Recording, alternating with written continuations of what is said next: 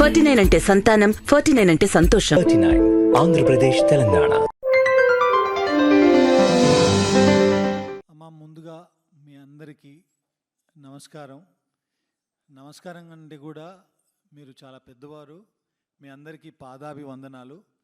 మా ఆహ్వానాన్ని మన్నించి మీరు ఇక్కడికి రావాలని చెప్పగానే ఇంతమంది వేములవాడ రాజన్న సన్నిధిలో ఉన్న మీరందరూ ఇక్కడికి వచ్చి మా టీంని బ్లెస్ చేయడానికి వచ్చినందుకు మీ అందరికీ పేరు పేరున ప్రతి ఒక్కరికి, ఈ శివశక్తులందరికీ నా పాదాభివందనాలు. మీ అందరికీ తెలుసు, పక్కన కూర్చున్నారు తమన్న గారు. సో మేము ఓదెల 2 అనే ఓ సినిమాని తీసాము. ఆ సినిమాలో తమన్న గారు శివశక్తి క్యారెక్టర్ ప్లే చేశారు, ఆ రోల్ పోషించారన్నమాట. సో ఆవిడ మీ గురించి నేను చెప్పినప్పుడు, కథ చెప్పినప్పుడు, మీ అందరికీ తెలుసో లేదో, నాది కూడా కరీంనగర్ జిల్లానే. అక్కడ ఓదెల అనే గ్రామం నాది. నేను వేములవాడకి చాలాసార్లు వచ్చాను. అక్కడ మనకు ఆ కల్చర్ కూడా తెలిసి, నాకు కోడెను చుట్టూ దింపి కట్టేయడం అదంతా. సో మన కల్చర్ గురించి, మన దగ్గర ఉన్న శివశక్తుల గురించి, శివశక్తుల గురించి నేను తనకు చెప్పినప్పుడు తను చాలా ఎక్సైట్ అయ్యి, తప్పకుండా ఈ పాత్రని పోషించాలి, ఇప్పటివరకు నేను చేసిన సినిమాల్లో ఇది నాకు చాలా గొప్పగా దొరికిన అవకాశం, ఈ అవకాశాన్ని నేను తప్పకుండా వినియోగించుకోవాలని తను ప్లే చేశారు.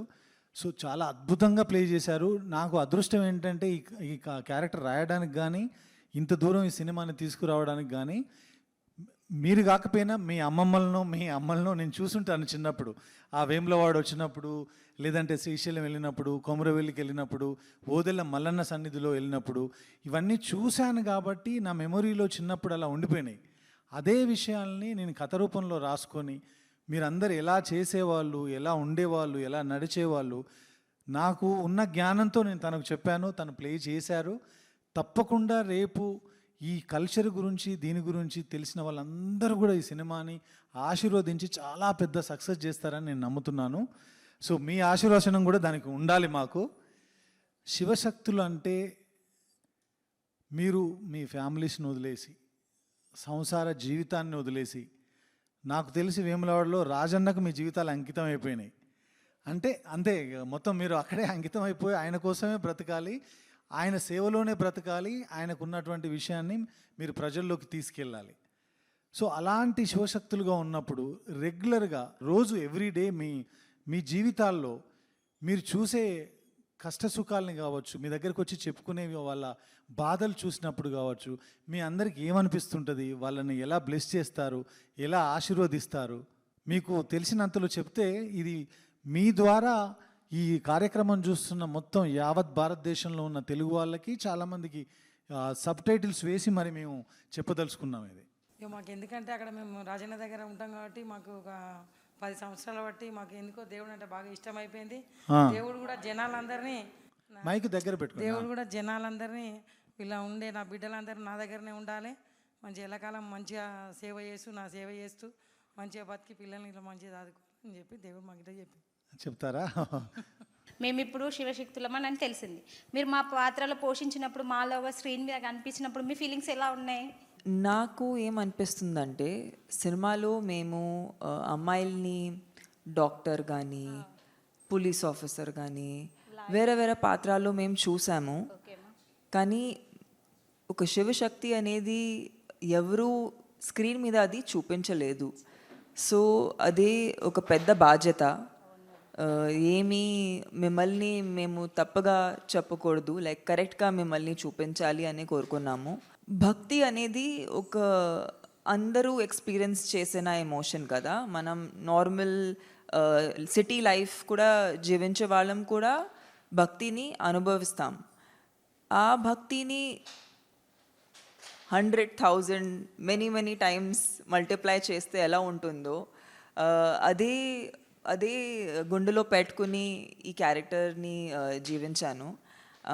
బట్ ఇవాళ రోజు నా గురించి కన్నా, లేదంటే ఈ సినిమా గురించి కన్నా, మా మెయిన్ విషయం ఏంటంటే మీరు శివశక్తులు ఎలా ఉంటారు జనాలకి తెలియాలని బికాజ్ మీ గురించి చాలా తక్కువ మందికి అర్థమవుతుంది. అంటే కొంతమంది నేను కూడా చాలా మందికి చెప్పాను నేను ఇలాంటి ఒక సినిమా చేస్తున్నాను. సో వాళ్ళు అడుగుతున్నారు, ఓ నాగసాధు లాగా ఉంటారు లేదంటే సో వాళ్ళకి తెలియదు. కాబట్టి మీతో కలిస్తే మీరు మాకు చెప్తారు, ఈ ప్రోగ్రామ్ మేము అందరికీ చూపిస్తాము, మీ గురించి మీ జీవితం గురించి వాళ్ళకి ఇంకా తెలుస్తుంది, అండ్ ఈ సినిమా మేము ఎందుకు తీసాము అనేది వాళ్ళకి అర్థమవుతుంది. సో మీరు చెప్పాలి, మీరు ఏ ఏ ఏ వయసులో మీరు శివశక్తిగా మారారు అండ్ ఎందుకు మారారు, మీ లైఫ్ ఎలా ఉంటుందో దాని గురించి మాకు కొంచెం చెప్తే చాలామంది తెలుసుకుంటారు. అయితే మేము వేములవాడలోనే ఉంటాం మేడం. మా పిల్లలకి హెల్త్ బాగాలేకుండే, ఎక్కడికి పోయినా మా పిల్ల ఇప్పుడు నాకు 2 అమ్మాయిలు మేడం. చిన్నప్పటి నుండి హాస్టల్లోనే ఉన్నారు. కానీ వాళ్ళకి హెల్త్ బాగాలేక కడుపు నొప్పి లేసి అట్లా 2 years నేను మొత్తం కరీంనగర్లో దవాఖానలు ఎన్ని అన్నీ చూపించిన మేడం. చూపించినా కానీ ఎక్కడా తగ్గలేదు. తగ్గకపోయేసరికి మళ్ళీ నాలాంటి వాళ్ళు వేరే వాళ్ళు ఉంటారు కదా, వాళ్ళ దగ్గరికి అన్నట్టు వెళ్తే మీ పాపకు హెల్త్ ఖరాబ్ అయింది, నా స్కానింగ్లు ఏవి తీయించినా ఓకే ఉంది, కానీ ప్రాబ్లం తెలుస్తలేదు, కడుపు నొప్పి లేస్తుంది. అట్లా ఎందుకు లేస్తుంది మేడం, ఇట్లా మరి మా పాప బాగుంటలేదంటే మీరు ఇట్లా మా దాంట్లో ధారణ వేయించుకుంటారు అని అంటారు అన్నట్టు. ఇప్పుడు శివశక్తుల్లాగా అయినామంటే ఫస్ట్ ధారణ వేయించుకోవాలి. అంటే వేములవాడ రాజన్న గుళ్ళో ఆయన సన్నిధానాల్లో పెళ్లి చేసుకోవడం అన్నట్టు ఆయనకు. అయితే అట్లా చేసుకోవాలి అని అంటే ధారణ వేయించుకోవాలంటే నాకు 2 అమ్మాయిలు ఉంటారు, వాళ్ళు డేట్స్ ఉంటారు, పీరియడ్స్ ఉంటారు, వాళ్ళకి మళ్ళీ పెళ్ళిళ్ళు చేస్తే వాళ్ళు డెలివరీలు నేనే చేయాలి. అప్పుడు ఈ పిల్లల పరిస్థితి ఎట్లా అని అంటే మేము అట్లా ఒప్పించుకుంటాము, అట్లా మాట్లాడుకుంటామని మాకు గురూజీ ఉంటాడు అన్నట్టు. ఆ గురూజీ చెప్తే మీరు అట్లా చెప్పి నా పిల్లలకు బాగా చేయించి ఒప్పిస్తే నేను చేయించుకుంటా, నేను రాజన్న గుడిలో పెళ్లి చేసుకుంటా, ఇప్పుడు ఏది ప్రాబ్లం ఉండదు అని అంటే మీరు అట్లా చెప్పండి సార్ అని అంటే సరే అమ్మ అని మా గురూజీ చెప్పినాక వీళ్ళు ఉంటారు కదా, వీళ్ళిద్దరిని తీసుకెళ్ళి అక్కడ ధారణ వేయించుకొని వచ్చినాం అన్నట్టు. వచ్చిన తర్వాత ఇప్పుడు శివ కళ్యాణం అయింది మొన్న మండే. నెక్స్ట్ మండే రోజు అందరం అక్కడికి వెళ్ళాము, సన్నిధానంలో ఉంటాం. పెళ్ళి అంటే ఎట్లా మేడం, మేము పోతామా అక్కడ, మేము కూడా అన్ని రుద్రాక్ష ఉంటుంది చిన్నది, ఆ చిన్నది రుద్రాక్ష వేరే చేంజ్ చేసుకుంటాం. అక్కడ అక్షంతాలు జీలకర్ర బెల్లం పెళ్ళి ఎట్లా చేసుకుంటారో మనం మా లైఫ్లో సేమ్ అట్లాగే దేవునితో వీళ్ళతో మేము చేసుకుంటాం అన్నట్టు. తల మీద జీలకర్ర బెల్లం పెట్టుకుంటాము, తలంబ్రాలు పోసుకుంటాము, కొత్త చీర గాజులు అన్నీ పెట్టుకుంటాం అన్నట్టు. అట్లా సంవత్సరానికి ఒకసారి పెళ్లి కూతురులానే రెడీ అవుతాం. మనం పెళ్ళి చేసుకుంటే ఎట్లా రెడీ అవుతారో సేమ్ అట్లాగే రెడీ అయ్యి వెళ్తాం. మేము అక్కడికి వెళ్ళి అక్కడ పెళ్ళి చేసుకొని సన్నిధానంలో మాకు అన్న సంతర్పణ పెడతారు, అక్కడ తినేసి ఆ రోజు ఉండి నైట్ మళ్ళీ మేము ఇంట్లోకి వచ్చేస్తాం. ఇక అట్లా మా ఫీలింగ్స్ అనేది మేము ప్రొద్దున లేవగానే మొహం కడుక్కొని ఫ్రెష్ అయిన తర్వాత మేము పూజ చేసుకున్నాక మా రుద్రాక్షను కడిగి వాటి వాటర్నే తాగిన తర్వాతనే మంచినీళ్ళు, అది తీర్థం అంటాం అన్నట్టు. మేము వాటర్ని తీర్థంలా తీసుకుంటాం, అది తాగిన తర్వాతనే మిగతా పనులన్నీ చేస్తాం. అంతవరదాకా పచ్చి మంచినీళ్ళు కూడా తాగం. మళ్ళీ మేము ఎవరైనా ఇంటికన్నా పోతే కూడా ఏమీ తినం, ఏం తినకూడదు అంటారు కానీ తినం. మేము ఎట్లున్నామో అట్లనే వస్తాము, మాకు మళ్ళీ మేము ఇట్లా పీరియడ్స్ ఉన్న వాళ్ళైనా డెలివరీ అయిన వాళ్ళ ఇంటికి కూడా వెళ్ళాం. ఎవరైనా చనిపోతే కూడా పోకూడదు అక్కడికి, అట్లా అన్ని నిబంధనలు ఉంటాయి అన్నట్టు. అవన్నీ కట్టుబడి ఉంటేనే ఇంతవరకు ఉంటాం. మేము ఇలా ఉన్నాం, లేకపోతే ఆ రాజన్న అస్సలు ఒప్పుకోడు. ఇక చెప్పలేక బాగా దగ్గర వాళ్ళు ఉన్నారనుకో, ఇవన్నీ తీసేసి దేవుని రూమ్లో పెట్టి చిన్న కొన్ని గాజులు వేసుకొని దేవుని రూమ్లో పెట్టేసి పోయి వచ్చి మళ్ళీ వేములవాడలో స్నానం చేసి అవన్నీ మళ్ళీ తీసుకొని కొత్త వేసుకొని వస్తాం. అట్లా ఉంటుంది పద్ధతి. బాగా నిష్టగా ఉంటేనే రాజన్న మీదికి వస్తాడు, లేకపోతే రాడు. రాజన్న మీదికి పద్ధతి ఉంటే వస్తానన్నారు కదా, వచ్చినప్పుడు ఆయన మీ వ్యక్తిగత కుటుంబంలో జరిగిన సమస్యల గురించి చెప్పాలనిపిస్తుందా మీకు, ఊరి సమస్యల?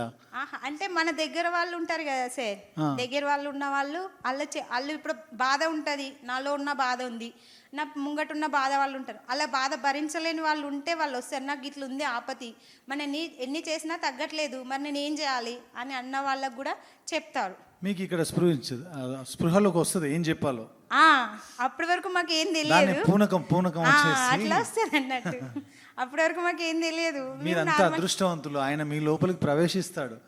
ఇక ఆమెకు వస్తుంది ఆల్రెడీ శివదేవుడు,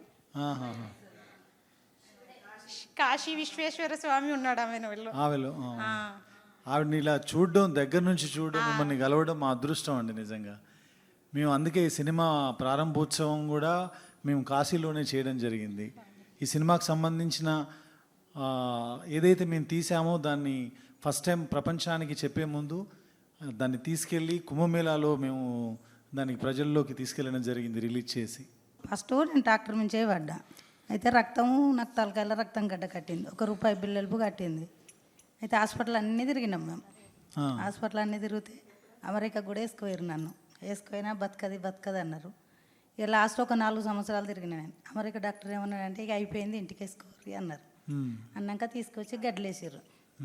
ఫస్ట్ ఏంటంటే మా చిన్న కొడుకు 9 నెలలోడు పూర్తిగా సీరియస్ ఉంటే ఒక ఆమె చెప్పింది కదా, రాజన్న నమ్మితే మీ కొడుకు బతుకుతాడు అని అన్నారు. ఈ ఐస్ లెక్క అయిపోయింది ఆయన. ఫస్ట్ పరమం అది ఎమ్లవాడ అన్నది మాకు తెలియదు అప్పుడు. మాకు యాదగిరిగుట్ట కొండగట్టు అదే ఉండే. ఇక నా అమ్మంగానే ఒక 5 నిమిషాలకు మా కొడుకు లేచిండు.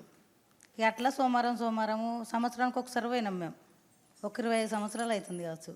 పోయినాక ఒక 4 ఏళ్ళు 5 ఏళ్ళకు కాశీ విశ్వనాథుడు వచ్చి ఇంట్లోనే ముసలైనగా వచ్చుడు పెట్టినాక ట్రాక్టర్ నుంచి పడ్డా నేను.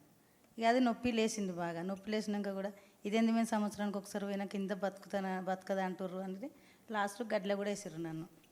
గడ్డలు వేసినాక మా చిన్న కొడుకు 10వ తరగతి ఎగ్జామ్ రాసి హైదరాబాద్ వచ్చిండు. హైదరాబాద్ వచ్చినాక మళ్ళీ ఇట్లా గడ్డలు వేసిర్రు అనగానే ఇక్కడి నుంచి ఆడికి వచ్చినాక నా పొడుగు వండి ఈ సంవత్సరం ఏం లోడకపోలేదు, అందుకే మా అమ్మ చచ్చిపోలేదని ఏడుచుడు పెట్టిండు. ఏడితే కళ్ళు తెరిచిందట. నేను తెరిచినాక తీసి లోపలేసారు.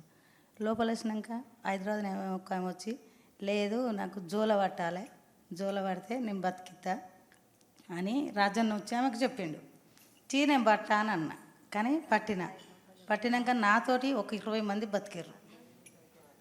ఒక ఆమెకు 5 ఏళ్ళ పిల్లకు పేగు మడత పడ్డది. అయ్యో హాస్పిటల్ పంట తిరుగుతుంటే గిట్లెట్లయితుంది. నాకు కాశీ విశ్వనాథుడు ఒక చిన్న పిల్లగాని రూపంలో వచ్చి వాళ్ళని ఎందుకు రక్షించవు అన్నాడు. అయ్యో మీ గిట్లుందా మీ పిల్ల ఒంటిలా అంటే నిజమే శివుడు అని అన్నారు. అంటే ఆ పిల్లకు ఫోన్ల ధరనే బాగా చేసిన.